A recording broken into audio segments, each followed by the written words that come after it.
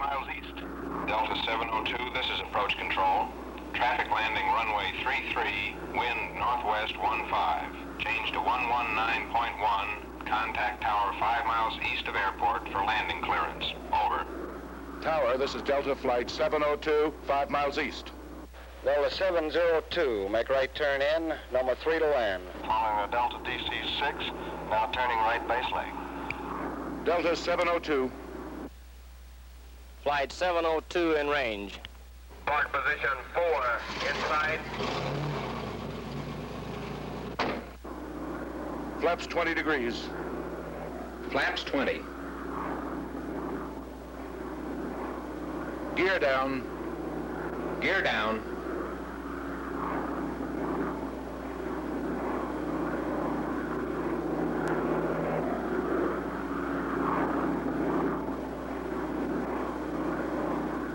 Full flaps.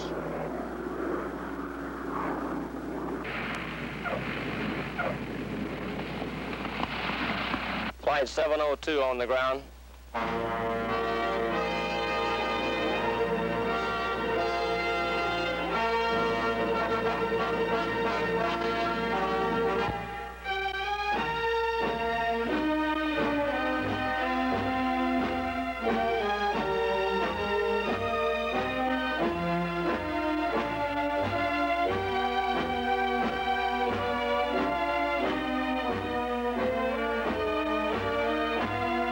This is Delta, one of America's pioneer scheduled airlines, flying 13,000 horsepower DC-7s with a crew of 5 and 69 passengers. This is Delta today. This is Delta in 1925. A 200 horsepower plane, 1 pilot, and 800 pounds of arsenic dust aboard to fight the boll weevil in the Mississippi Delta country. In flights measured by the length of a furrow, Delta was the first company in the world to use airplanes for crop dusting. And as aviation grew, Delta grew. Since 1925, a great airline has grown out of that pioneer crop dusting service. In 1929, Delta carried its first passengers between Dallas and Atlanta. In 1934, the award of an airmail contract extended the route to Fort Worth and Charleston, and the next year, overnight service began. 1941, the first northward expansion included Knoxville and Cincinnati. Southward, the route stretched to Savannah, and then to New Orleans from Fort Worth, Dallas, and Shreveport. Chicago, Jacksonville, Miami were added, and Delta introduced the first non-stop service between Chicago and Miami.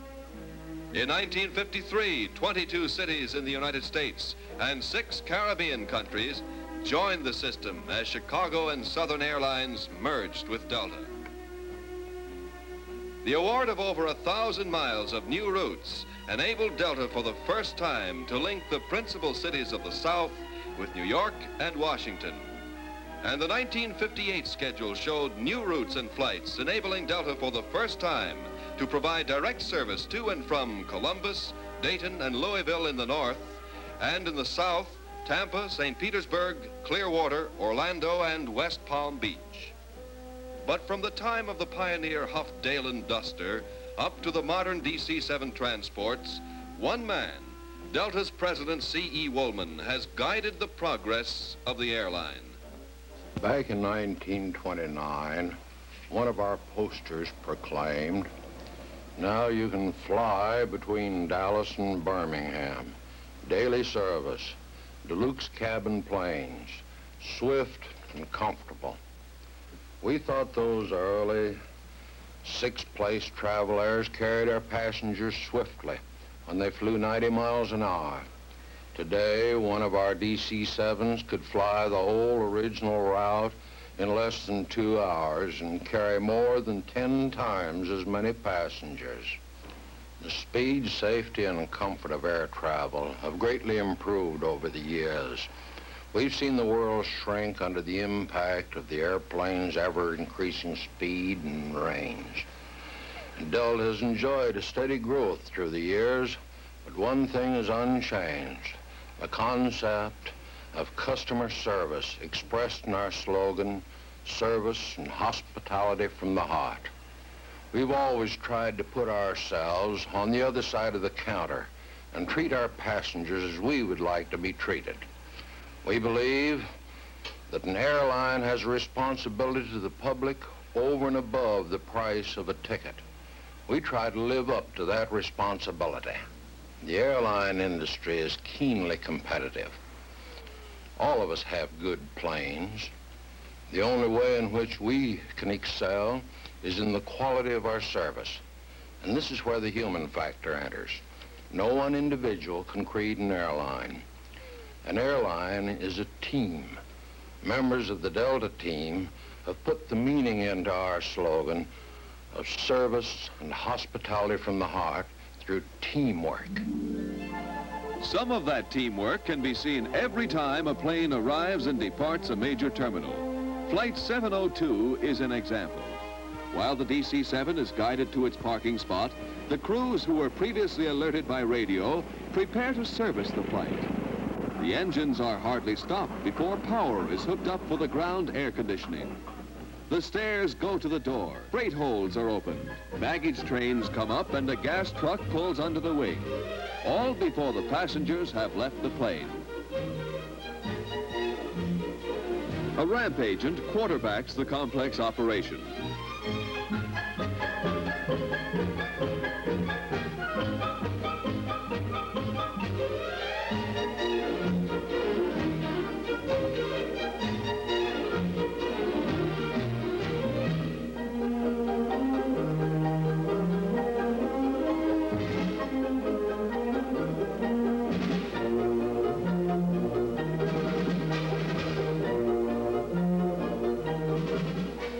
Soon, the last baggage train pulls away and the flight is called for departure. Delta Airlines Flight 702, now ready for departure. A super conveyor brings in another job for the busy ramp agent.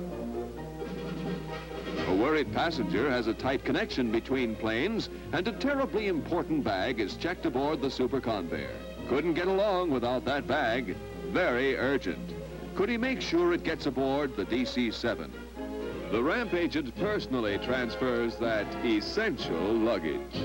It's these unexpected services that keep the flight line men hopping. Another party is off on a vacation, but they almost left a vital piece of baggage at the ticket counter. That saved Mama from leaving without her best hat, and Dad from having to buy her a new one. Such service makes an airline's reputation. Behind each ticket lies the teamwork that makes an airline run smoothly. A tightly knit reservation system keeps close track of every seat on every flight. Minute by minute, reservation clerks check the number of seats sold, the number available in every city the airline serves.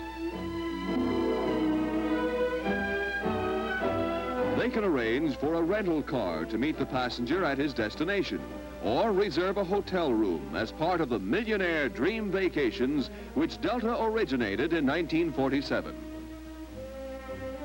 For the convenience of passengers traveling beyond its routes, Delta makes reservations on connecting airlines, too. Teletype messages between Delta's far-flung reservations offices come through the switching center that connects the whole complex communications system. Banks of automatic teletypewriters peck out their hieroglyphics. 2 seats on Flight 726, Houston to New York on the 12th. Millionaire dream vacation for 2 in Jamaica.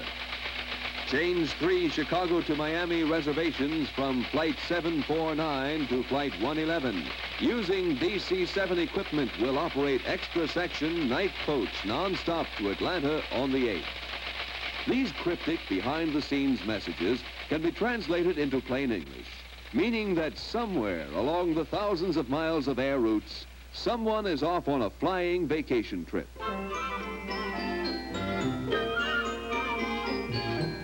The signal for the start of their flight is the roar of the great engines as they burst into life.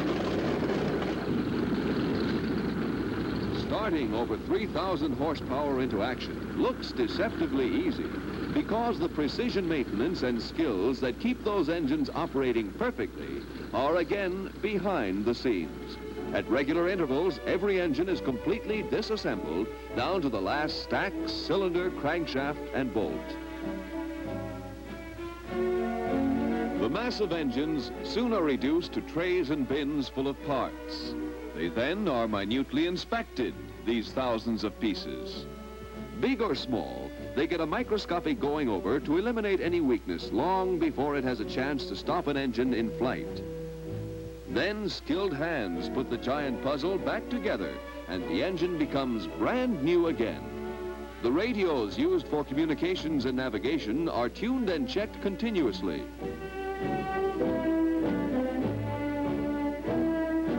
Propellers are completely rebuilt to keep their blades securely in place against the 75-ton pull of their spinning. By the time a plane has flown 12,000 hours, every part has been completely overhauled or rebuilt. Delta's mechanics know how to keep the entire air fleet in first-class condition, whether the job is running up the engines of the Flying Scot DC-6 coaches or checking the high-speed super conveyors for top performance. Every part is checked. Nothing is overlooked in this continuous maintenance program, from the radar in the nose to the light on the tail. From giant landing gear castings to delicate jeweled instruments, some that literally weigh air, others that count each turn of the engines. When they are in service, every instrument must work perfectly when the pilot's hands call on them to send the airliner aloft.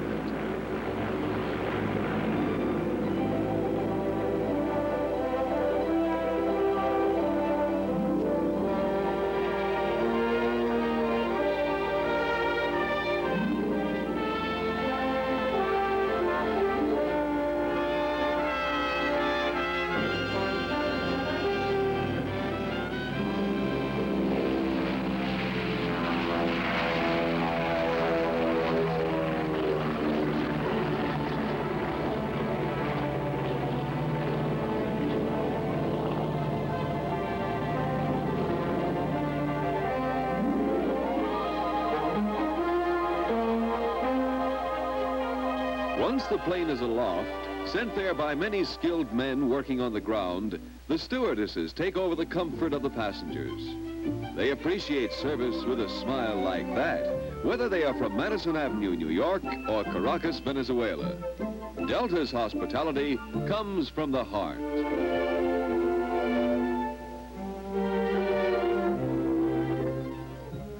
Of course, air-age babies can travel hundreds of miles between bottles. But if a young miss wants an early snack, she gets it with real Golden Crown service. The galley promptly warms up a bottle for Her Majesty's lunch.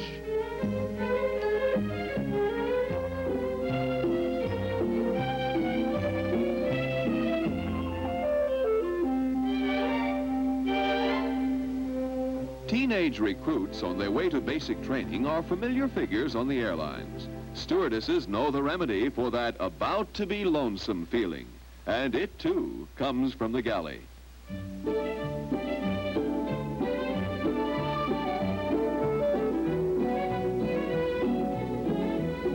The steaks on this flight are cooked to order, rare, medium, or well done.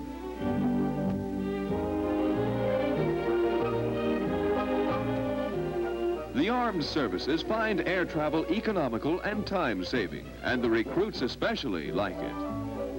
Vacationers find their holidays starting in style with reclining seats, soft pillows, individual ventilation, everything designed for comfort. But it's the service which makes your flight on Delta so different. It's worth writing home about.